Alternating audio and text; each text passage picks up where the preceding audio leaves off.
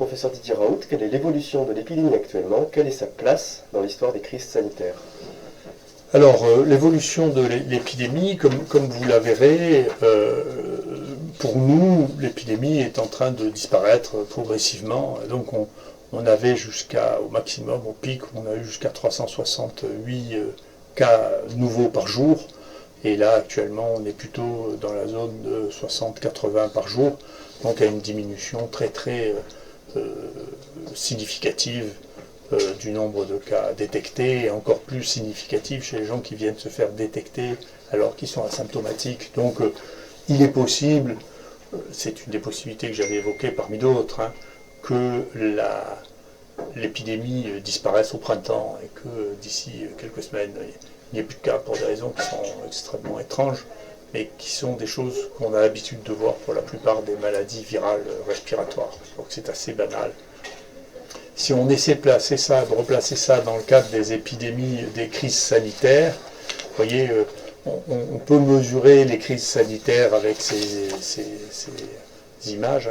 Vous voyez les crises sanitaires d'été, vous vous rappelez la canicule de 2003, canicule de 83 que j'ai vu, vous voyez que l'été, si vous surveillez au fur et à mesure, vous pouvez détecter les crises sanitaires très aisément. C'est une des propositions que j'avais fait quand j'avais fait un rapport au ministère de la Santé. Son cabinet, la DGS ne voulait pas en tenir compte et malheureusement c'est ce qu'il faut faire parce que ça permet de détecter les vraies crises sanitaires. Donc si on essaie de voir si actuellement la crise sanitaire a une incidence sur la mortalité en France, la réponse est non.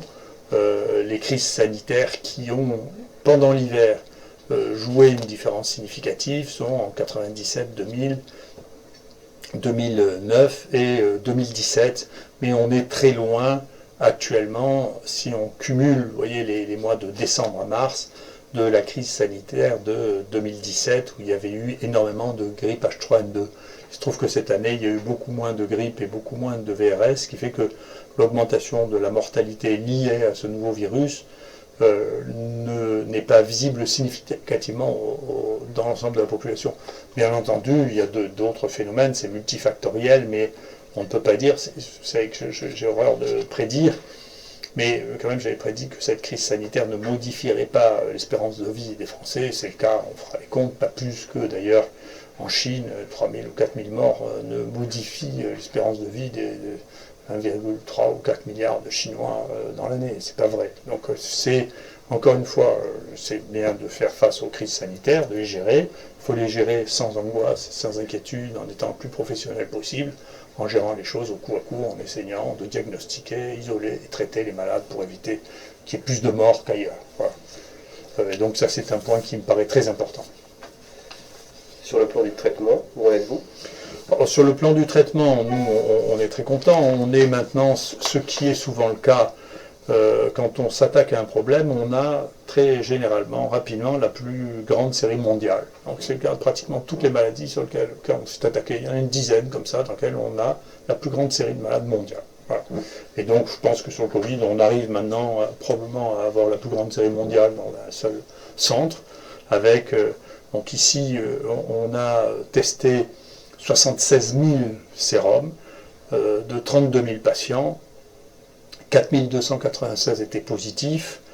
On a traité ici à l'IHU Méditerranée infection plus de 3 000 personnes, 2 600 ont été traités par notre protocole hydroxychloroquine plus azithromycine, dont 10 sont morts, c'est-à-dire on confirme qu'on a une mortalité qui est inférieure à 0,5% pour l'instant, ce qui est un des résultats, ou le résultat le plus spectaculaire actuellement au monde. Voilà, donc on est très content. Les thérapeutiques, d'ailleurs cette thérapeutique, qu'elle soit ou qu'elle soit pas, elle est tellement spectaculaire, en réalité, les gens ont tellement de facilité à voir que ça fonctionne, qu'elle se répand, et il y a des analyses qui sont faites en particulier par un institut de sondage des médecins qui s'appelle CERMO, qui montre que dans le monde entier, chez les médecins qui ont en charge ça, le premier traitement de tous actuellement, c'est l'azithromycine dans 50% des cas, et l'hydroxychloroquine ou la chloroquine dans 44% des cas. C'est massif. Ça veut dire que les praticiens adoptent ça parce que tout simplement ça marche. Et d'une manière très intéressante, et qui donnera probablement à réfléchir aux gens sur la méthode, est sorti un papier sur Remdesivir qui est dans le New England, qui est un défi à toute méthodologie, puisque pour la première fois, on ose publier une étude où il n'y a pas de comparatif. C'est-à-dire on ne compare ce traitement à rien, pas même historiquement. Donc c'est extraordinaire. Et donc la seule chose que l'on note, c'est qu'il y a une toxicité considérable, c'est-à-dire qu'il y a 60% d'effets secondaires, ce qui veut dire que ce médicament ne peut pas être utilisé en dehors des patients qui ont une forme très grave, mais les patients qui ont une forme très grave, on le sait ici, en réalité, n'ont presque pas, ou n'ont plus de virus, ils ne sont plus à ce stade-là, ils sont à un autre stade.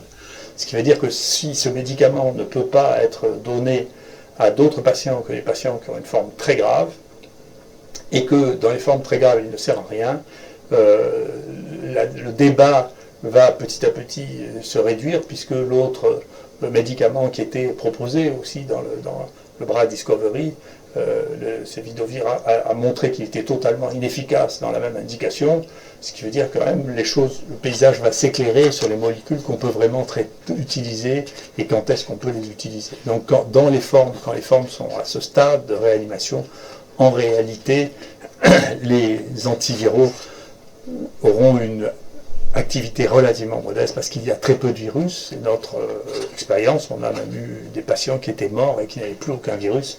On voit mal comment un antiviral prescrit à ce stade pourrait avoir une moindre efficacité. Donc le traitement, c'est les formes modérées, c'est les formes qui sont sévères mais qui ne sont pas en réanimation, qui permettront de faire les choses. Mais c'est intéressant parce que parmi les auteurs, il y a des gens qui ont fait des grands commentaires sur nos méthodes, mais c'est la première fois que je vois un essai publié sans aucun comparateur, ni historique, ni géographique, ni rien du tout.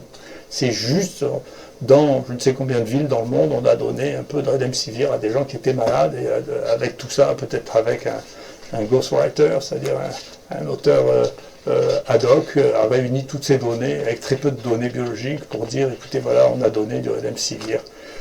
Voilà. Et c'est intéressant parce que peut-être que c'est une des publications encore qui permettra de suivre avec intérêt les fluctuations absolument extraordinaires de l'action Gilead.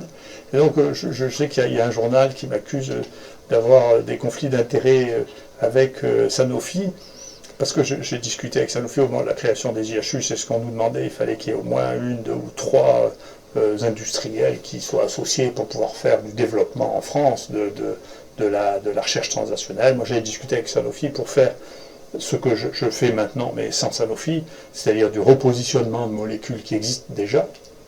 Puis les discussions ont capoté, donc on n'a pas travaillé avec Sanofi.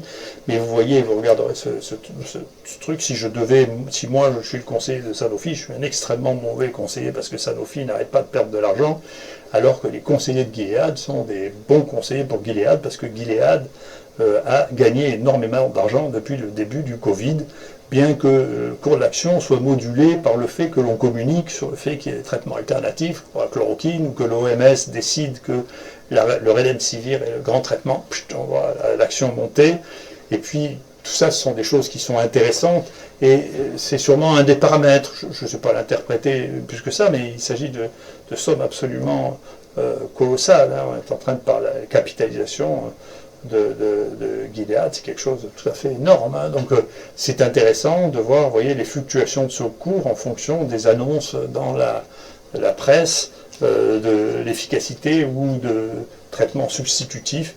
Et donc, vous voyez que si j'étais encore un conseiller caché de Sanofi, je leur conseille de me foutre dehors parce que, franchement, ils perdent d'argent, ils ont perdu 20% de la valeur de leur action depuis le début de cette action. Donc, ce que je savais, je ne suis pas un très bon conseiller financier.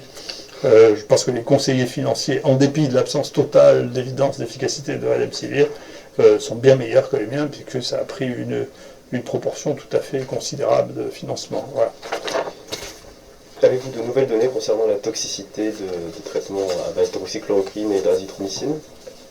On a vu, là maintenant, nous avons sur les... Alors, on fait ça, bien entendu, avec nos amis cardiologues. Il y a quelques personnes dont ils nous ont dit, écoutez, ceux-là, on préférait que vous ne les traitiez pas. Alors, on ne les traite pas. Ça ne représente pas grand monde, mais ce n'est pas la peine de prendre des risques qui sont inutiles. Et deuxièmement, sur les 2600 que nous avons inclus, nous n'avons eu aucun problème, ça commence à faire beaucoup quand même, 2600. Donc je pense que vous savez, tous ces débats au début, quand on commence, moi je continue à penser que le premier travail qu'on faisait méthodologiquement, rien à voir avec celui de New England, hein, il y avait un groupe extérieur géographique qui était Nice, il y avait la comparaison, il y avait un point de comparaison qui était le portage viral, alors que dans le papier New England, il n'y a aucun point de comparaison. On ne regarde pas la guérison, on ne regarde pas ni clinique ni viral. Et puis il y avait une comparaison interne entre hydroxychloroquine et hydroxychloroquine plus azithromycine. Moi, ce qui me frappe dans la situation actuelle, c'est que la mortalité actuelle dans les pays les plus riches est beaucoup plus importante que soit dans l'Est du monde, la Chine, la Corée, les pays de l'Est qui sont riches aussi, mais qui ont une mortalité plus basse, soit dans les pays les plus pauvres. Et donc on finit par se demander si avoir une industrie avec des médicaments extrêmement nouveaux est devenu un avantage ou un inconvénient dans ces conditions. C'est-à-dire que les gens en Afrique, ils n'ont pas beaucoup de choix, et donc pour eux, ça ne leur pose pas beaucoup de problème de prendre du Plaquenil et de l'azithromycine, ça ne coûte rien. Tandis qu'en France, il y a une lutte extrêmement brutale contre l'utilisation de médicaments simples et non coûteux, dont je ne sais pas si cela a des conséquences sur la mortalité en France, mais c'est une bonne question.